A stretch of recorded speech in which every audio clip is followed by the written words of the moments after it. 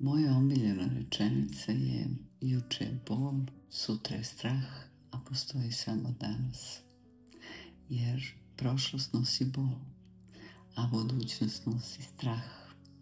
I jedino što imamo je samo Znate da svi pričaju o egu, a zapravo niko ne zna gde se on nalazi. I on je kao naš najbolji prijatelj koji je nažalost uvek za sve okrivljen. Jer kad uradimo nešto dobro, onda volimo da se pohvalimo i da kažemo to sam ja. Ali kad uradimo nešto loše, onda okrivimo uvek njega. Ili pričamo o drugima, ima veliki ego, prenaglašen mu je ego i zato ljudi imaju površnu sliku o njemu. Ali istina je da i u dobrom i u lošem mi smo jedna celina, nismo deljivi. Tek kad shvatimo da ne možemo živeti odeljeno, da percepcija egu se u potpunosti menja. Me zanima šta vi mislite gde se nalazi ego? Znate da je strah prisutan u čoveku zato što ne živi u skladu sa sobom, već u svom umu. A strah je isključivo uvek vezan za budućnost, a budućnost uopšte ne postoji sada. To znači da strah ne postoji.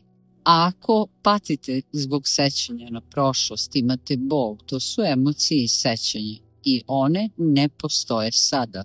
Tako da ni jedno ni drugo nije prisutno sada. To je jedna imaginacija u umu. I kada ih spojite, dobit ćete potpunu imaginaciju koja vas zarobljava. I upravo u toj iluziji leži strah. A u realnosti nema straha.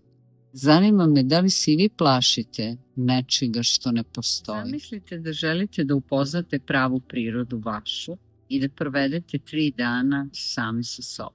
Bez televizora, bez telefona, bez knjiga, bez bilo kakve distrakcije što možete da čitate ili slušate. Samo vi u tišini sa sobom. Jer tada ne možete da pobegnete od sebe. Tada izlazi prava priroda čoveka, ono što ste vi. Ja sam to uradila. 3 dana sam bila u potpunoj tišini, nisam izgovorila jednu jedinu reč, samo sam posmatrala šta moj može da stvori. Tada sam uvidela koliko stvari je kreirano u meni i da je sve to zapravo deo mene. A onda sam odlučila šta želim da pustim u svet, a šta želim da ostavim iza sebe. Tada sam sebe upoznala dublje nego ikada pre. Ja nisam nikom pričala. Prosto sam sačuvala sa sebe. Zanima me da li bi vi mogli da izdržite 3 dana u tišini bez jedne reči. Samo sami sa sobom.